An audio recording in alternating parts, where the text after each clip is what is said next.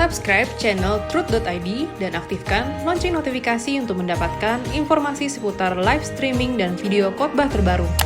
Posisi tombol subscribe berada di kanan atas channel kami dan jangan lupa nyalakan loncengnya.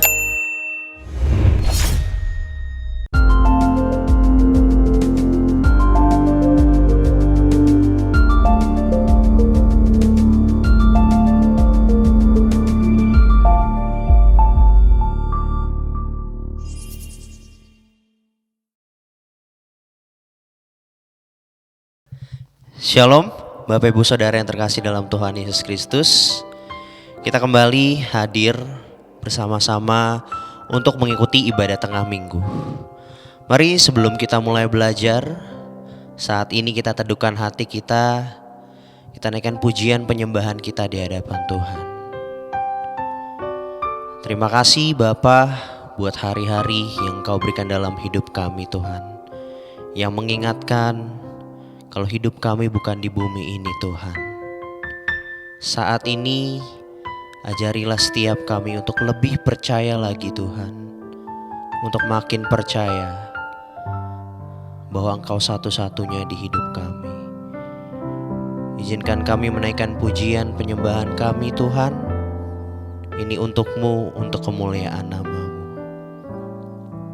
Mari kita katakan satu pujian. Semakin gelap hari, semakin kusadari.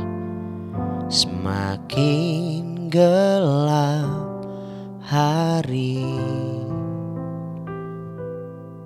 semakin kusadari.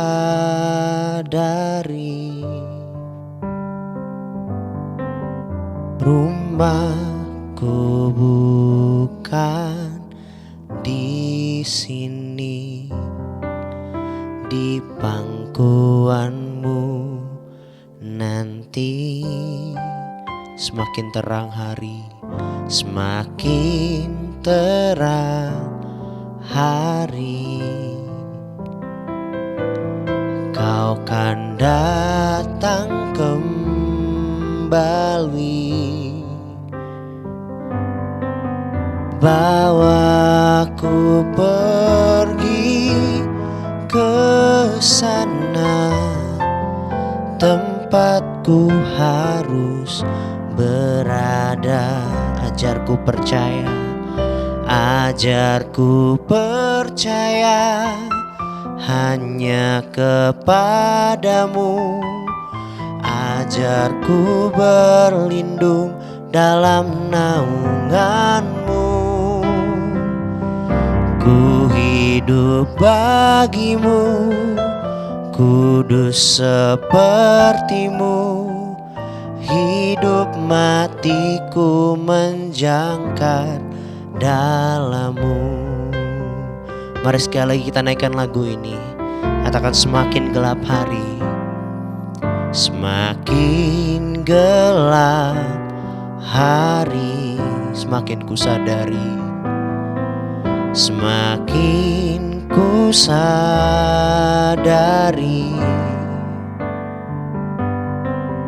Rumahku bukan di sini, di pangkuanmu nanti. Semakin terang hari, semakin terang hari, Kau kan datang kembali, membawa setiap kami. Bawaku pergi ke sana, tempatku harus berada. Ajar kami Tuhan, ajarku percaya hanya kepadamu. Ajarku berlindung dalam naunganmu. Ku hidup bagimu, kudus sepertimu. Hidup matiku menjangkar dalammu. Ajarku ajarku percaya hanya kepadamu, ajarku berlindung dalam naunganmu. Ku hidup bagimu, kudus sepertimu, hidup matiku menjangkar dalammu. Katakan sekali lagi dengan penuh keyakinan, ajarku percaya hanya kepadamu, ajarku berlindung dalam naunganmu.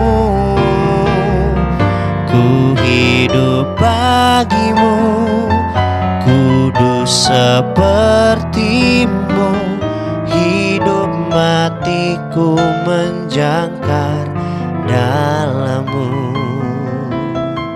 Hidup matiku menjangkar dalammu. Hidup matiku menjangkar dalammu.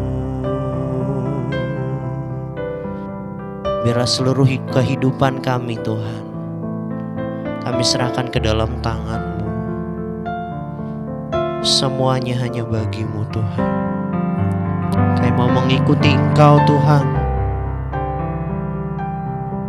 walaupun jalan itu berat Tuhan. Kami mau mengikuti Engkau, memikul salib setiap kami.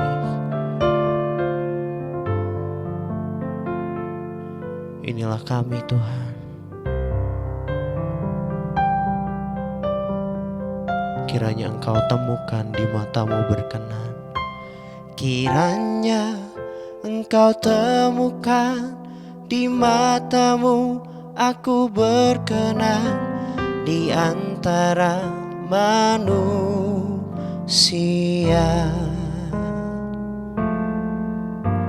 Itulah kehormatanku terindah dalam hidupku, kebahagiaan di hadirat-Mu. Kiranya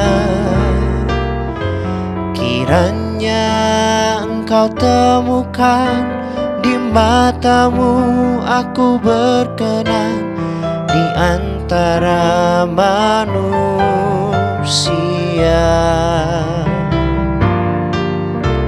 Itulah kehormatanku terindah dalam hidupku, kebahagiaan di hadirat-Mu.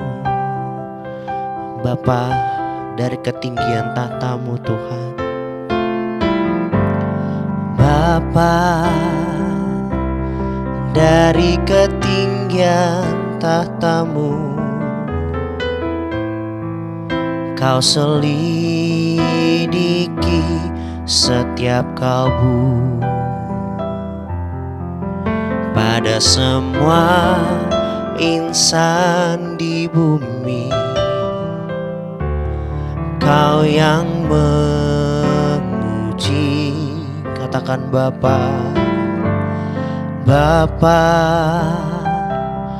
aku sungguh merindukan menjadi anak kesukaan, seperti simfoni yang merdu di hadapan-Mu, di hadapan-Mu. Katakan kiranya Engkau temukan di mata-Mu aku berkenan di antara manusia.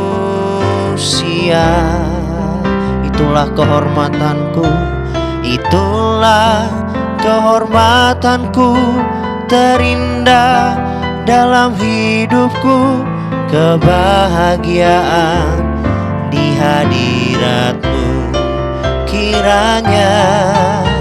Kiranya Engkau temukan di mata-Mu aku berkenan di antara antara manusia,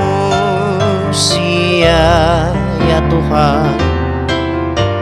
Itulah kehormatanku terindah dalam hidupku, kebahagiaan di hadirat-Mu. Inilah kerinduan kami Bapa, kiranya Engkau temukan di mata-Mu aku berkenan di antara manusia.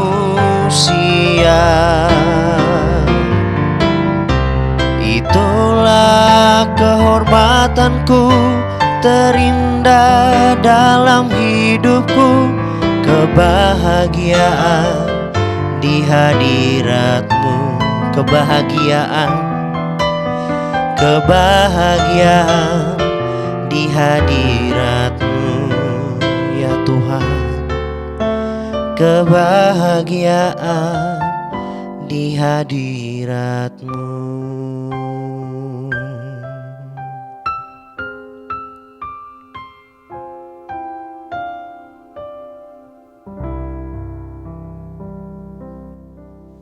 Shalom Bapak Ibu, Saudara-saudari sekalian.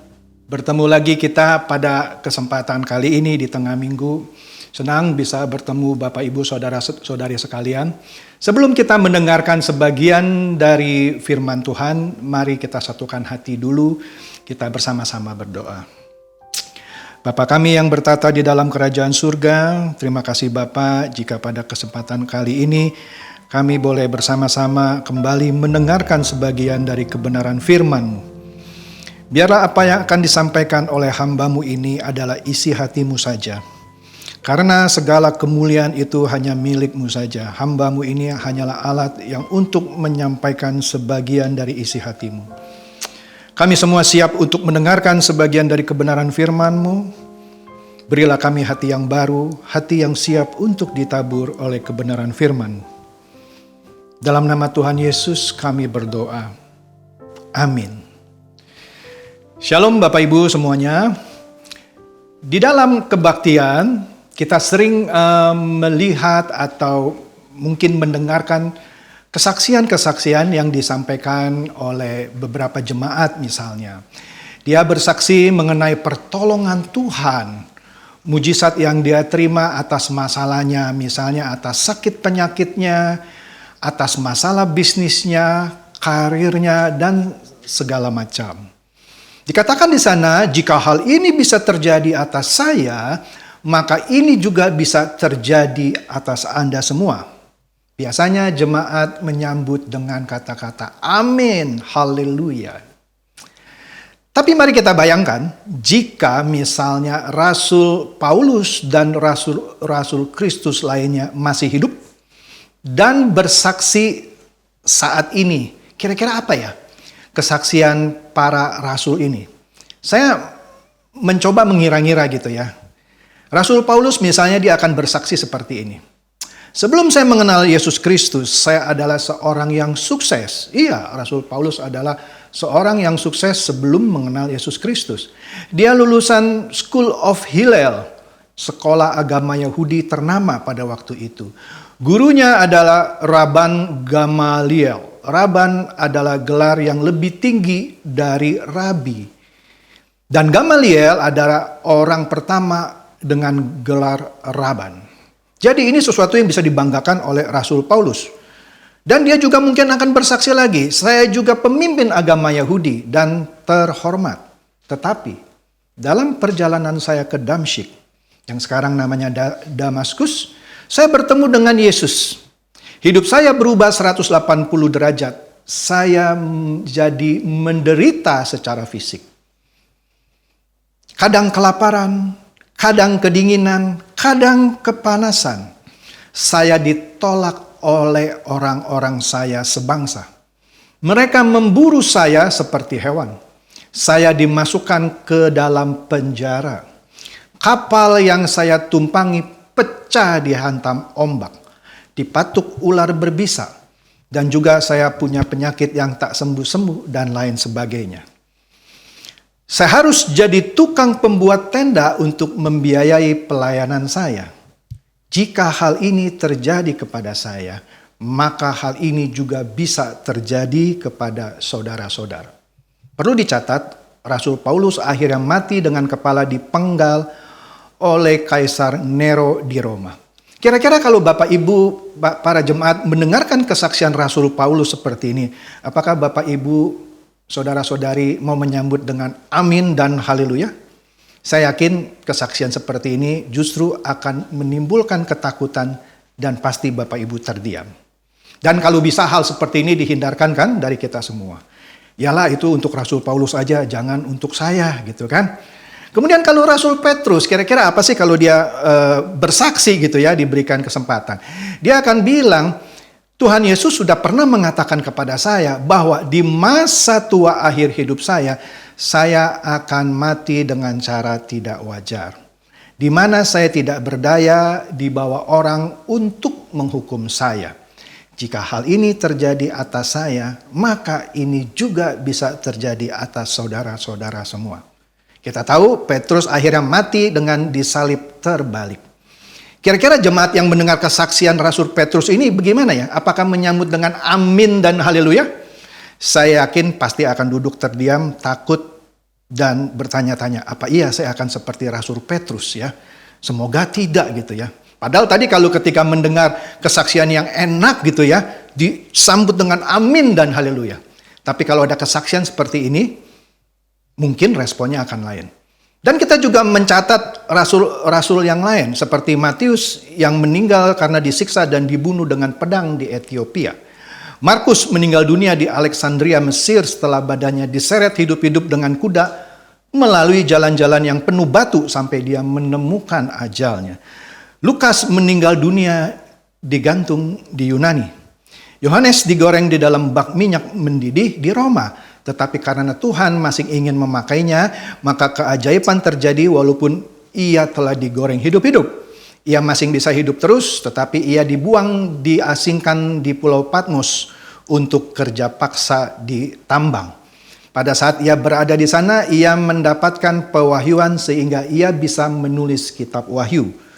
Dan masih banyak lagi kesaksian-kesaksian dari murid-murid Yesus yang intinya mereka seperti ditinggalkan oleh Yesus.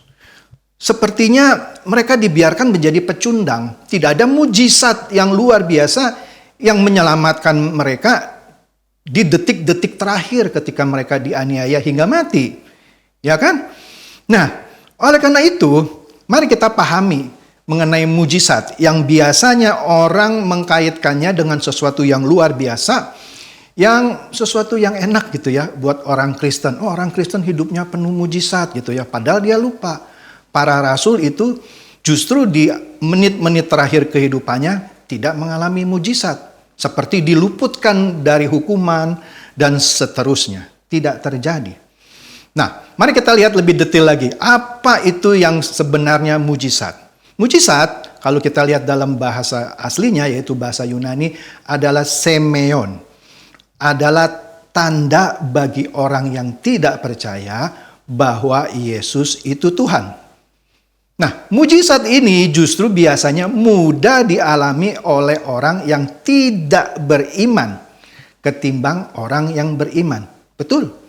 Mengalami mujizat, Alkitab mencatat tidak diperlukan iman. Walaupun ada juga beberapa ayat yang mencatat bahwa Anda harus beriman supaya terjadi mujizat. Tetapi Alkitab juga mencatat Anda tidak perlu iman untuk mendapatkan mujizat itu. Ambil contoh. Pengemis yang lumpuh di Kisah Para Rasul 3 ayat 1-10 kalau Anda baca, dia tidak memiliki iman. Tapi dia disembuhkan oleh Petrus. Meski ia sebenarnya hanya minta sedekah. Dia minta sedekah tapi justru disembuhkan. Padahal yang dia minta uang lah gitu ya. Jadi kalau Anda tidak kunjung mendapatkan mujizat misalnya. Dan orang-orang menghakimi Anda sebagai orang yang kurang iman. Karena Anda tidak dapat mujizat itu ya. Pasti penghakiman itu salah alamat. Atau ngaco. Karena orang yang tidak beriman pun ternyata bisa mendapatkan mujizat. Kemudian orang yang beriman belum tentu mengalami mujizat. Lah kok bisa Pak? Lo bisa. Betul, perjanjian lama banyak memberikan contoh bagaimana orang yang beriman mendapat mujizat pemeliharaan Allah dari mara bahaya, seperti contohnya Daniel, Mesak, Sadrak, dan Abednego. Tetapi ternyata iman bukanlah dasar terjadinya mujizat. Kenapa? Kalau iman menjadi dasar terjadinya mujizat, bagaimana contoh-contoh awal tadi yang saya sebutkan? Dengan rasul-rasul yang imannya begitu hebat tetapi tidak ditolong Tuhan. Dengan kata lain, di menit-menit terakhirnya dia tidak mengalami mujizat.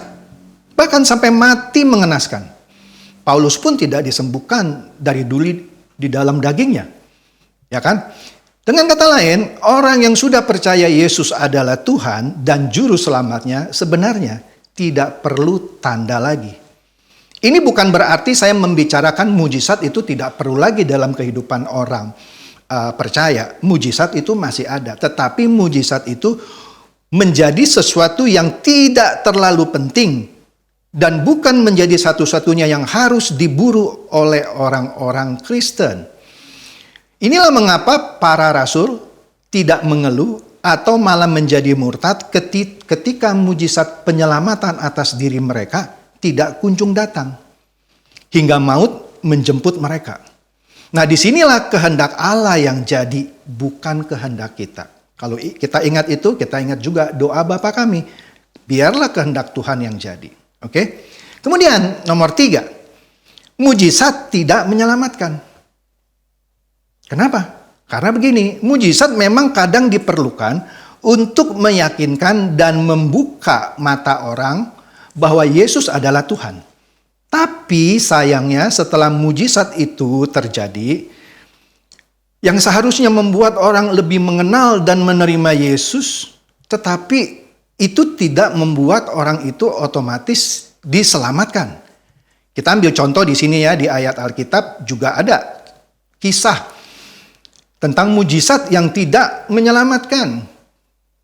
Dari 10 orang pengemis kusta yang menerima mujizat penyembahan, hanya 1 orang yang kembali dan memuliakan Allah.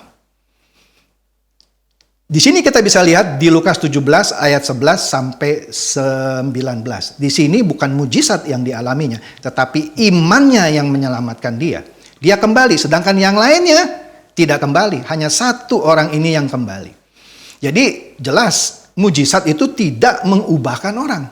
Mujizat hanya sebagai tanda bahwa Tuhan itu ada. Setelah itu adalah respon dari orang yang menerima mujizat tersebut. Contoh dalam kasus ini 1 orang yang kembali kepada Tuhan Yesus untuk memuliakan Allah.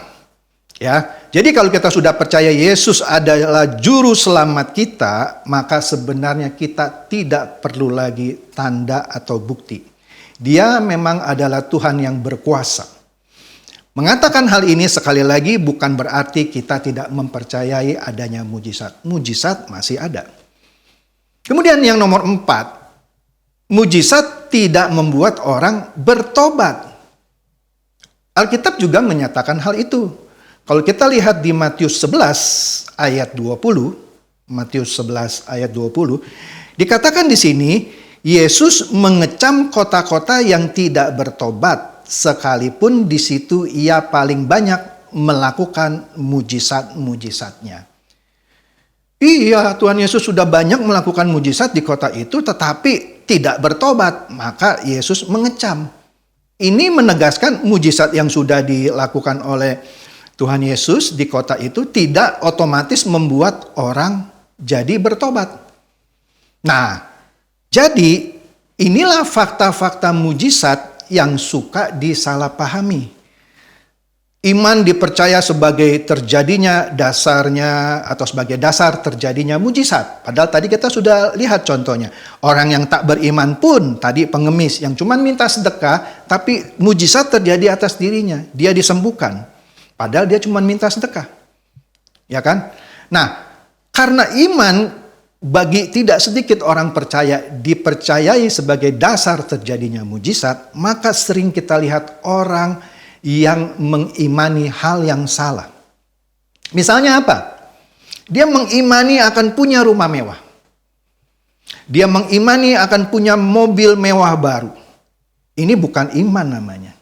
Ini justru orang yang tidak beriman. Apalagi orang yang mengimani hal-hal tadi, orang yang mohon maaf yang malas, yang sekarang saja penghasilannya saja pas-pasan. Bagaimana dia bisa mengimani sesuatu yang tadi, yang mewah gitu. Sedangkan dia sendiri malas. Tidak dipecat pun oleh bosnya sudah harus bersyukur gitu ya. Jadi iman itu sebenarnya yang benar adalah menundukkan diri kepada orang yang dipercayai. Yaitu Tuhan kita secara total. Bukan mengimani barang-barang yang dia inginkan. Ya, yang hanya untuk mengisi keinginan dia gitu ya. Untuk prestis dan segala macam. Bukan itu.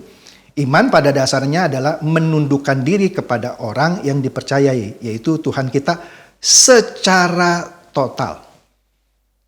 Nah, mengimani rumah mewah misalnya. Apalagi sekali lagi orang itu malas. Ekstrimnya lagi misalnya sedang tidak punya pekerjaan, tapi dia imani dia akan punya rumah mewah. Justru ini artinya meminta Tuhan untuk tunduk terhadap nafsu duniawinya. Ya iyalah, dia tidak punya pekerjaan, dia malas, tapi mengimani punya rumah mewah.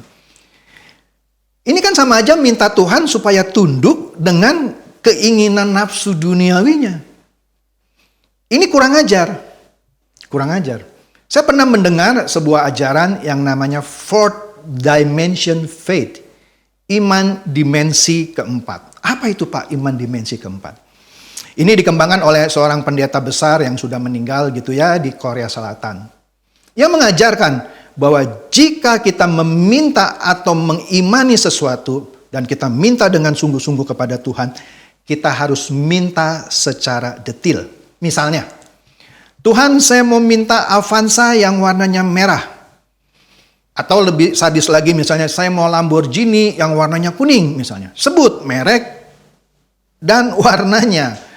Saya mau minta rumah di Pondok Indah di Hook yang nomor 8 misalnya. Bukan berarti nomor 8-nya salah. Ini permintaannya sesuatu yang sebenarnya bukan itu gitu ya. Tetapi inilah yang diajarkan oleh Fourth Dimension Faith, iman dimensi keempat. Yang padahal di Alkitab tidak mengajarkan itu. Kita tidak perlu minta sama Tuhan, Tuhan, saya mau minta mobil apa tadi? Misalnya Ferrari yang warnanya merah. Ya kalau Anda punya kerjaan, punya bisnis, Anda diberi rejeki, ya belilah. Tapi kalau Anda memangnya pekerjaan aja pas-pasan gitu ya, Anda juga malas, terus Anda mengimani hal seperti ini, pada dasarnya Anda minta Tuhan untuk tunduk atas nafsu duniawi Anda. Iman juga bukanlah persetujuan pikiran atau apa yang diharapkan oleh pikiran Anda seperti yang diajarkan oleh Fourth Dimension Faith tadi. Iman seperti yang sudah saya katakan tadi sebelumnya adalah penundukan total kepada orang yang kita percayai. Dalam ini apa? Dalam hal ini adalah penurutan terhadap kehendak Allah. Dalam hal melakukan seluruh kehendak Bapa. Orang yang beriman adalah orang yang jujur, setia, konsisten, stabil, dan dapat diandalkan sebagai saksi Tuhan di muka bumi. Orang yang beriman teguh memegang kebenaran dan dapat dipercaya. Beriman itu tidak boleh dipahami bahwa kalau kita percaya atau yakin kepada sesuatu atau yang kita harapkan, maka itu akan terjadi. Itu bukan iman namanya. Itu adalah kehendak pikiran duniawi Anda. Bukan itu. Ya. Jadi hal-hal yang seperti mengatur pikiran bahwa kalau kita imani, maka itu akan dapat kita tarik, itu bukan iman. Nah, tapi inilah yang diajarkan di Fourth Dimension Faith. Iman dimensi keempat. Bukan itu iman yang orang Kristen harus punyai. Ya kan? Nah, oleh karena itu, kalau kita mempercayai bahwa segala sesuatu yang kita pikirin, kita pikirkan, kita imani, dapat kita tarik gitu ya, maka ini seakan-akan Allah itu bisa kita atur dengan kekuatan pikiran kita. Ini pastinya melenceng. Jadi mengimani punya rumah mewah, tapi sehari-harinya dia adalah seorang pemalas, maka itu tadi, mengatur Tuhan supaya tunduk dengan keinginan duniawi dia. Bukan itu iman. Itu bukanlah beriman. jelas itu bukan beriman. Itu cuman sekedar positive thinking. Positive thinking. Hati-hati kalau Anda selalu mempraktekkan ini, lama-lama Anda bukan lagi positive thinking. Anda bisa jadi positive sinting. Karena iman tidak mengajarkan itu. Itu hanya sekedar positive thinking. Apa salah kalau kita positive thinking? Ya nggak salah sih, tetapi bukan untuk menarik hal-hal yang sebenarnya itu bukan porsi Anda, itu bukan iman. Itu juga sebenarnya bukan positive thinking Anda. Kecuali misalnya Anda positive thinking meskipun sekarang masih belum mampu beli rumah, tapi karena positive thinking Anda, kehidupan Anda isi dengan hal-hal yang positif, rajin bekerja, meningkatkan kapasitas Anda, ya kan, memaksimalkan kemampuan Anda. Nah, itu baru benar.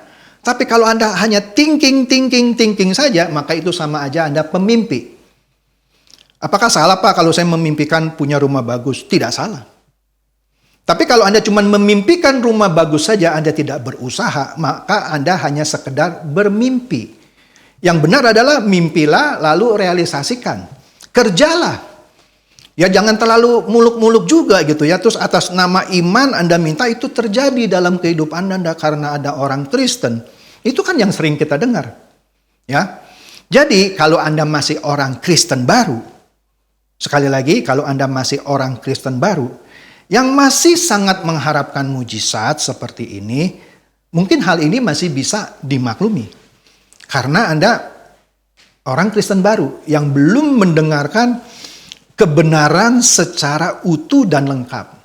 Tetapi kalau Anda sudah bertahun-tahun ke gereja dan sudah mendengarkan kebenaran yang komplit, dan Anda masih mengharapkan mujizat dengan cara tadi konsentrasi pikiran gitu ya, minta dengan detil mobil merek apa, warna apa, rumah di mana, maka ini jelas Anda bukan Kristen yang dewasa. Meskipun Anda sudah bertahun-tahun ke gereja. Kenapa hal ini bisa terjadi? Ya pasti bisa. Karena mungkin selama bertahun-tahun atau puluhan tahun dia ke gereja, dia tidak pernah mendengarkan kebenaran Injil yang murni. Hari-harinya hanya diisi dengan pemberitaan firman yang juga tidak tepat atau melenceng. Seperti tadi, fourth dimension faith yang banyak sekali waktu itu diyakini oleh orang. Oke? Bahayanya adalah ketika Anda mempercaya hal-hal seperti fourth dimension faith misalnya, ketika apa yang Anda imani tidak terjadi dalam kehidupan Anda, maka Anda akan dengan mudahnya kemudian menyalahkan Tuhan. Tuhan, saya sudah beriman. Saya sudah datang ke gereja. Saya sudah memberikan persembahan, persepuluhan, buah sulung, dan lain-lain. Tetapi kok yang saya imani tidak kunjung terjadi. Nah, ini bahayanya jika Anda mendengarkan sesuatu yang tidak tepat. Jadi Anda bisa punya potensi bisa meninggalkan Tuhan. Karena apa yang Anda imani tidak terjadi. Ini tentu akan menimbulkan kekecewaan kepada Anda yang mungkin selama ini mempraktekkan apa yang namanya fourth dimension faith tadi. Itu bukan iman yang sesungguhnya. Itu bukan iman yang sesungguhnya. Jadi dengan kata lain, orang Kristen yang sudah dewasa dalam hal ini, yang sudah ikut Tuhan lama, yang sering mendengarkan firman, tapi masih seperti itu, maka ia sebenarnya tidak mengerti kehendak Allah. Orang yang dikenal Allah bukanlah orang yang mengalami atau melakukan mujizat. Orang yang dikenal Allah adalah orang yang melakukan kehendak Bapa. Bukan hanya orang yang pernah mengalami mujizat. Jadi kalau Anda pun misalnya sewaktu-waktu mengalami mujizat, itu bukan tanda bahwa Anda dikenal Allah loh.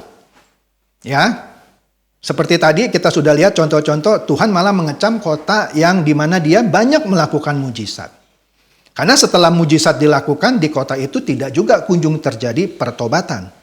Jadi yang benar adalah bukan ukurannya bahwa orang yang sering mengalami mujizat itu yang dikenal Allah. Yang dikenal Allah adalah orang yang melakukan kehendak Bapa. Dan orang yang terus berusaha terus mengerti kehendak Allah atas dirinya. dan tidak memaksa terjadinya mujizat atas dirinya. Itulah orang-orang Kristen yang dewasa. Nah, jadi jika Anda masih misalnya berdoa minta mujizat A, B, atau C terjadi atas diri Anda, ada baiknya Anda memeriksa diri Anda, apakah yang Anda gumuli itu sesuatu yang benar atau tidak. Saya ambil contoh. Ketika seseorang misalnya terlibat hutang misalnya, biasanya dia minta pendeta untuk mendoakan dia supaya terlepas dari hutang. Yang mana sebenarnya bukan hanya terlepas dari hutang, dia harus memikirkan bagaimana caranya dia bisa lepas dari hutangnya. Bukan minta pertolongan Tuhan seakan-akan gitu ya, ada kemasukan uang ratusan juta ke rekeningnya sehingga dia bisa menyelesaikan hutang piutangnya. Bukan itu. Yang benar adalah dia harus mengoreksi dirinya. Dia koreksi apa yang salah. Oh, mungkin pengeluarannya lebih banyak daripada pemasukannya, sehingga dia boros, hutang sana, gesek kartu kredit, sehingga hutangnya makin lama makin menumpuk dan dia dikejar-kejar oleh debt collector. Meminta Tuhan untuk menyelesaikan hutang, meminta mujizat supaya masalah hutang itu diselesaikan oleh Tuhan, itu justru menunjukkan orang yang minta mujizat ini orang yang tidak bertanggung jawab. Karena masalah dia yang buat, tapi minta Tuhan yang selesaikan. Begitu juga orang yang minta mujizat supaya dia lulus dari ujian akhir gitu. Padahal sehari-hari ujian atau ulangannya dapatnya 5, 6, 5, 6 gitu ya. Kalau itu mah tidak perlu berdoa supaya Tuhan untuk meluluskan dia, supaya terjadi mujizat. Yang dia perlu adalah rajin belajar, bertanggung jawab sebagai orang Kristen. Nah, salah satu ciri orang beriman ya hidup bertanggung jawab. Menuruti semua kehendak Bapa. Hidup maksimal. Dan seterusnya lah gitu ya. Nah, kemudian mujizat itu tidak boleh dianggap lebih permanen atau lebih penting dari maksud Allah dalam mengubah karakter manusia untuk menjadi segambar dan serupa dengan dirinya. Jadi mujizat itu Anda tidak boleh menganggap itulah yang paling penting dalam kehidupan orang Kristen. Itulah yang paling penting. Bukan. Tadi sudah kita lihat kan, mujizat tidak menyelamatkan. Yang paling penting dalam kehidupan orang Kristen bukan mujizatnya. Yang paling penting adalah kita harus tahu maksud Allah apa dalam kehidupan kita. Misalnya, kita mendapat masalah, tadi saya ambil contoh, terlibat hutang yang cukup besar. Disitulah mungkin Tuhan menggunakan masalah itu untuk kita menemukan masalah karakter kita yang salah apa misalnya. Misalnya selama ini ternyata kita konsumtif sehingga mudah gesek kartu kredit misalnya. Beli padahal tidak mengukur kemampuan kita untuk membayar. Sehingga kita terjerat hutang yang besar. Nah, kalau kita hanya berdoa minta Tuhan mujizat untuk menyelesaikan masalah hutang kartu kredit kita, maka ini kita tidak akan berubah gitu. Misal dah, Tuhan melakukan keajaiban, dilunaskan tagihan kartu kredit Anda. Apakah itu akan merubah karakter Anda? Tentunya tidak. Anda akan mengulangi lagi. Dengan harapan nanti Tuhan akan melakukan mujizat yang sama ketika Anda terlibat dalam hutang lagi. Nah, kalau Anda terus-menerus mengharapkan mujizat seperti ini, maka pada dasarnya Anda hidup tidak bertanggung jawab. Karena semuanya Anda serahkan kepada Tuhan agar Tuhan melakukannya mujizat yang luar biasa. Anda harus ingat, Tuhan itu bukan pesuruh Anda. Ya tidak salah sih kalau kita berdoa minta Tuhan tunjukkan, lakukan mujizat atas masalah yang kita hadapi. Selama kita sudah melakukan hal yang maksimal untuk masalah yang kita hadapi, tetapi kita sudah tidak tahu caranya lagi bagaimana. Baru kita serahkan kepada Tuhan. Saya ambil contoh yang paling ekstrim lah. Ketika Anda sakit kepala, tidak ada salahnya Anda berdoa. Tapi kalau Anda minta mujizat Tuhan untuk hilangkan sakit kepala Anda, menurut saya, Anda sebenarnya menempatkan Tuhan Anda di posisi yang paling bawah. Masa soal sakit kepala Anda minta mujizat disembuhkan gitu ya. Anda minum aja obat sakit kepala. Bukan promosi ya, misalnya Panadol. Untuk menyembuhkan sakit kepala Anda. Ketimbang Anda minta mujizat Tuhan untuk hanya hal yang sepele. Tetapi kalau Anda menderita sebuah penyakit yang berat, Anda sudah ke dokter mana saja, ke negara mana saja, tidak sembuh-sembuh, ya Anda pasrahlah, Anda minta Tuhan, biarlah mujizatnya terjadi atas Anda. Itu tidak salah. Sekali lagi, saya tidak bicara bahwa mujizat itu tidak penting. Mujizat itu tetap masih ada. Tetapi ada porsinya, bukan sesuatu yang harus selalu yang paling penting buat kehidupan orang Kristen. Jadi, kalau orang yang sudah dewasa rohani, maka mujizat itu menjadi tidak terlalu penting. Sebab fokus hidup orang yang percaya adalah sesungguhnya tidak lagi pada pemuasan kebutuhan jasmaninya, tetapi pada kehidupannya nanti di langit baru dan bumi yang baru. Oleh sebab itu, Yesus pernah melarang murid-muridnya memberitahu mujizat membangkitkan orang mati kepada umum. Pada waktu itu tujuannya apa? Supaya kedatangan Yesus ke muka bumi ini tidak disalahpahami. Jadi dengan kata lain, mujizat itu juga bukan untuk didemonstrasikan secara demonstratif gitu ya. Untuk bilang, ini loh Tuhan saya maha besar. Tanpa disuruh itu pun Tuhan kita memang sudah maha besar. Jadi terutama yang harus kita tetap percayai ialah Tuhan tidak akan pernah membiarkan kita dicobai melampaui kekuatan kita. Sekali lagi, yang terutama yang harus tetap kita percayai ialah bahwa Tuhan tidak akan pernah membiarkan kita dicobai melampaui kekuatan kita. Maksudnya apa? Pada waktu kita dicobai, Ia akan memberikan kita jalan keluar, sehingga kita dapat menanggungnya. Anda bisa lihat itu di 1 Korintus 10 ayat 13. Jelas di situ Tuhan tidak akan memberikan pencobaan yang melampaui kekuatan kita. Dan dikatakan juga di Roma 8 ayat 28, ayat yang sebenarnya adalah Allah bekerja. Sebenarnya kata turutnya harusnya tidak ada di sana, tapi kita sudah terbiasa dengan Allah turut bekerja dalam segala sesuatu untuk mendatangkan kebaikan bagi mereka yang mengasihi Dia, yaitu bagi mereka yang terpanggil sesuai dengan rencana Allah. Maksudnya apa ini? Maksudnya adalah di dalam segala hal, misalnya kita menghadapi masalah, di situ juga Allah bekerja. Dari masalah yang kita diizinkan untuk melewatinya, sebenarnya itu juga untuk mendatangkan kebaikan bagi kita. Lah kok bisa Pak? Ya bisa. Misalnya tadi kita menghadapi masalah terikat hutang misalnya kartu kredit. Nah Allah bekerja untuk mendatangkan kebaikan. Kebaikan apa Pak? Iya supaya kita belajar. Oh ada karakter kita yang masih rusak. Yang masih konsumtif. Tidak bisa mengatur uang dengan benar. Nah di situ Allah bekerja untuk memperbaiki karakter kita yang rusak. Ya, selama kita benar-benar mengerti dan benar-benar kita terpanggil untuk mengasihi Allah.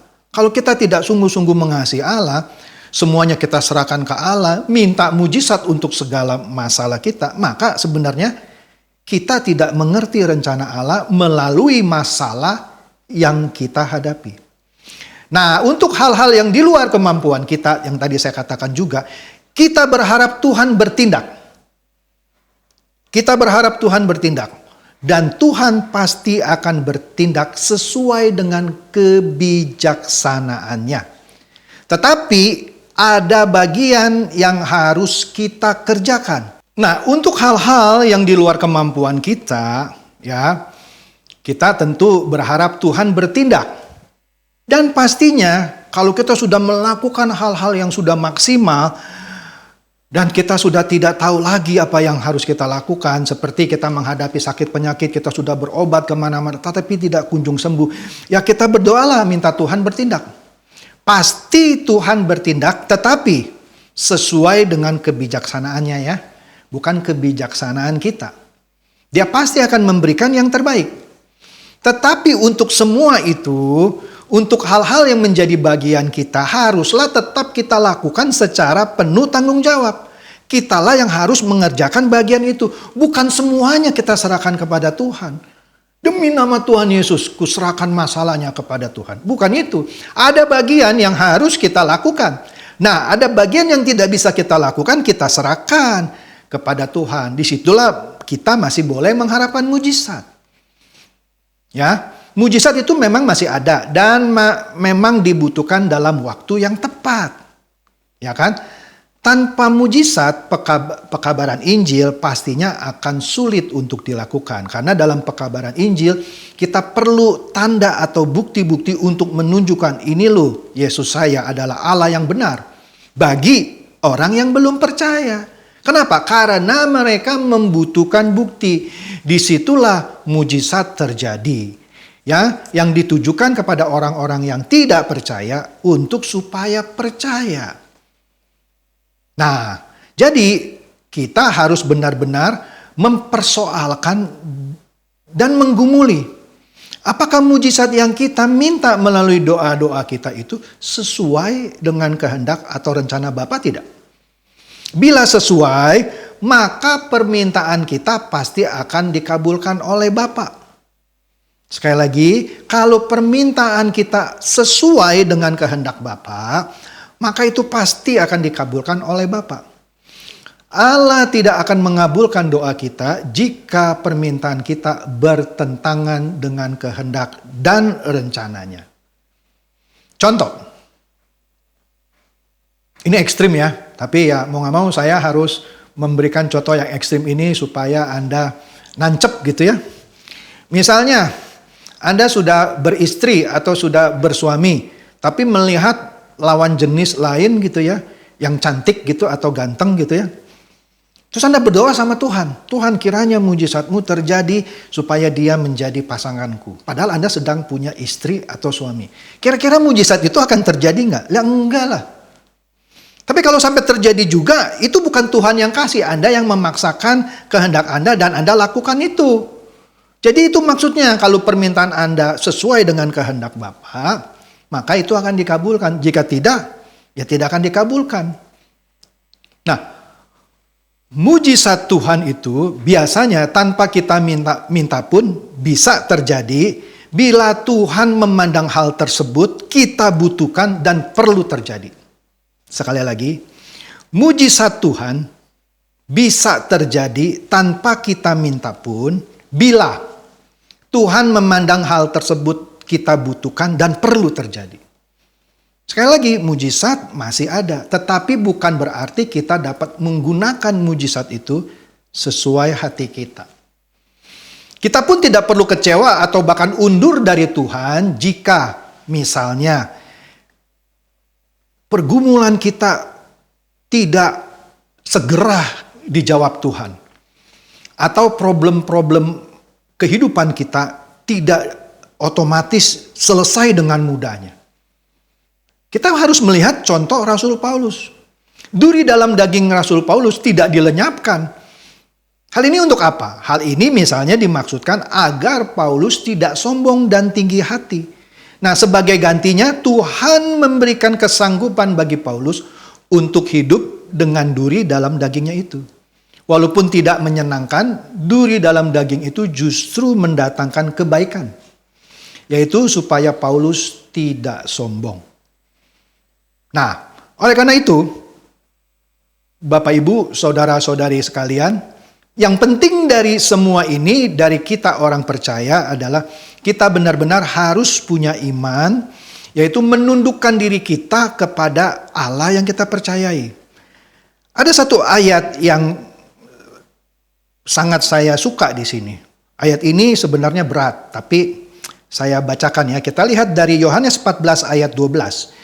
Yohanes 14 ayat 12 dikatakan di sini, "Aku berkata kepadamu, sesungguhnya barang siapa yang percaya kepadaku, ia akan melakukan juga pekerjaan-pekerjaan yang aku lakukan. Bahkan pekerjaan-pekerjaan yang lebih besar daripada itu, sebab aku pergi kepada Bapa." Nah, di sini yang menarik katanya adalah, barang siapa yang percaya kepada aku. Sebelumnya dari ayat ini, sebelum Yohanes 14 ayat 12 ada ayat favorit orang Kristen lah. Anak sekolah minggu pun hafal, yaitu Yohanes 3 ayat 16. Barang siapa yang percaya tidak akan binasa. Begitu kan ayatnya kira-kira? Seakan-akan ayat itu melegitimasi kalau orang sudah percaya sama Tuhan Yesus, dia masuk surga begitu ya. Itu iman saya percaya bahwa saya masuk surga karena saya percaya. Ketika ditanya, percaya itu apa? Ya pokoknya saya percaya. Apa? Percaya, yakin.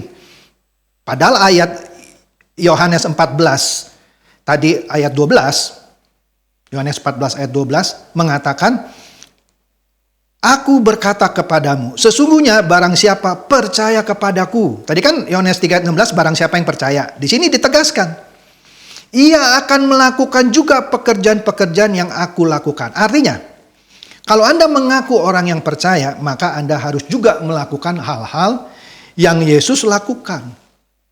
Baru Anda bisa disebut orang yang percaya. Kalau percaya Anda benar, maka iman Anda juga pasti benar. Biasanya iman-iman yang kurang tepat atau melenceng gitu ya, karena percayanya itu juga nggak tepat. Ketika ditanya, percaya itu apa? Ya yakin. Yakin, saya yakin dia Tuhan saya. Maksudnya apa? Ya yakin saya akan masuk surga gitu ya. Nah, sehingga karena percayanya hanya di level sana, maka imannya itu juga bukan iman yang benar. Tapi dia percayanya salah, imannya salah, tapi mengharapkan mujizat gitu ya.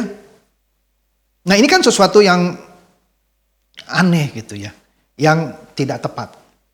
Oleh karena itu, percaya yang benar adalah tadi melakukan pekerjaan yang juga Tuhan lakukan. Bahkan dikatakan hal-hal yang lebih besar nantinya. Maksudnya apa? Kalau Tuhan misalnya mengasihi musuh, ya kita juga harus mengasihi musuh, mengampuni musuh, dan banyak hal lah. Kalau Tuhan tidak mau kita melakukan hal-hal yang jahat misalnya, ya kita juga sama. Kan dikatakan, dia juga melakukan pekerjaan-pekerjaan yang aku lakukan. Baru setelah demikianlah, itu adalah orang percaya. Nah kalau orang percaya yang sungguh, maka imannya juga pasti sungguh. Kenapa saya katakan demikian? Begini, kalau kita lihat akar katanya, percaya itu adalah sebuah kata kerja. Dalam bahasa Yunaninya adalah pisteo. Sedangkan iman dalam bahasa Yunaninya adalah pistis. Yang kata dasarnya adalah pisteo. Ya, jadi sekali lagi percaya adalah kata kerja, iman kata benda. Karena percaya itu adalah kata kerja, pekerjaan apa? Ya tadi pekerjaan yang juga dilakukan oleh Tuhan Yesus. Kalau itu sudah kita lakukan dengan benar walaupun masih belum sempurna, maka iman atau pistis kata benda itu baru kita miliki secara benar. Kalau ini belum terjadi gitu, tapi sedikit-sedikit kita minta mujizat, maka sebenarnya kita masih belum bisa disebut sebagai orang percaya. Malah cenderung menjadi orang-orang percaya yang selalu merengek-rengek. Minta mujizat terjadi, padahal masalah yang dihadapinya adalah masalah-masalah yang dibuatnya sendiri. Tetapi dia minta mujizat untuk Tuhan tolong dia. Oke lah ditolong sekali, dia buat lagi masalahnya. Jadi seakan-akan Tuhan hanya menjadi penyelesai masalah-masalah. Dia sendiri tidak mau berubah. Kenapa ini bisa terjadi? Ya karena dia tidak percaya yang sungguh-sungguh. Kalau dia percaya yang sungguh-sungguh, dia akan melakukan semua pekerjaan yang Tuhan lakukan, termasuk apa? Termasuk memperbaiki karakter-karakternya yang buruk. Memperbaiki misalnya kalau dia temperamental gitu ya, dia perbaiki itu. Kalau dia malas, dia perbaiki itu supaya dia rajin bekerja. Bukan segala masalah dia mintakan mujizatnya sama Tuhan. Karena tadi sudah jelas ya, mujizat itu tidak menyelamatkan. Jadi yang menyelamatkan itu apa? Yang menyelamatkan adalah percaya yang benar. Percaya yang benar apa? Melakukan semua pekerjaan yang juga Tuhan lakukan. Sehingga dia akan dibawa ke satu titik hari demi hari, dikembalikan ke rancangan yang semula. Jadi keselamatan itu bukan sekedar masuk surga. Diselamatkan apanya? Karakter yang buruk, gambar dan rupanya dikembalikan ke rancangan semula. Inilah proses keselamatan yang benar. Percaya yang benar Sehingga iman juga benar. Dan kita jalani proses percaya kita ini bukan sekedar hidup hari demi hari demi mujizat. Mujizat sekali lagi tidak menyelamatkan. Mujizat bukan sesuatu yang paling penting. Yang paling penting adalah bagaimana kita menghidupkan kekristenan kita hari demi hari, hidup seturut kehendaknya saja. Barulah kita dikatakan orang yang percaya. Barulah kita memiliki iman yang benar. Jika Anda percaya dengan benar, punya iman yang benar, maka saya yakin Anda tidak akan sembarang meminta mujizat. Anda tidak akan sembarangan melepaskan semua masalah Anda kepada Tuhan untuk mujizat terjadi menyelesaikan masalah Anda. Sebab kalau Anda lakukan itu adalah contoh Anda orang Kristen yang tidak bertanggung jawab.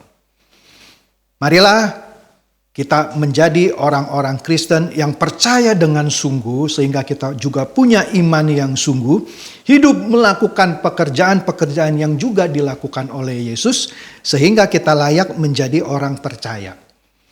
Bukan menjadi orang yang hari demi hari hidup hanya memburu mujizat. Oke, kita juga harus melakukan bagian kita, tunjukkan tanggung jawab kita. Lakukan bagian kita, biarkan Allah melakukan bagian Dia. Itu juga mujizat. Karena masalah yang Anda hadapi itu juga bisa bagian dari hal yang diizinkan Allah untuk membantu Anda memperbaiki kehidupan Anda. Kiranya sebagian dari kebenaran firman ini boleh Bapak Ibu, saudara-saudari sekalian praktekkan dalam kehidupan Bapak Ibu sekalian. Dan biarlah ini semua boleh menjadi pedoman bagi kehidupan Bapak Ibu sekalian. Saya tutup dalam doa. Bapa kami yang bertata di dalam kerajaan surga, terima kasih Bapak, kami sudah mendengarkan sebagian dari kebenaran firman-Mu. Biarlah kami boleh hidup lebih sungguh-sungguh lagi, menjadi orang yang benar-benar percaya, yang mau melakukan pekerjaan-pekerjaan yang juga Engkau lakukan selama Engkau masih hidup di muka bumi ini. Kami tahu bahwa jika kami selama ini selalu mengandalkan mujizat di dalam kehidupan kami tahu sekarang mujizat itu tidak menyelamatkan. Bahkan jika kami terus hidup dalam permintaan-permintaan mujizat, maka pada dasarnya kami hidup dalam kehidupan yang tidak bertanggung jawab. Kiranya Engkau boleh meteraikan sebagian kebenaran firman-Mu ini di dalam hati kami masing-masing.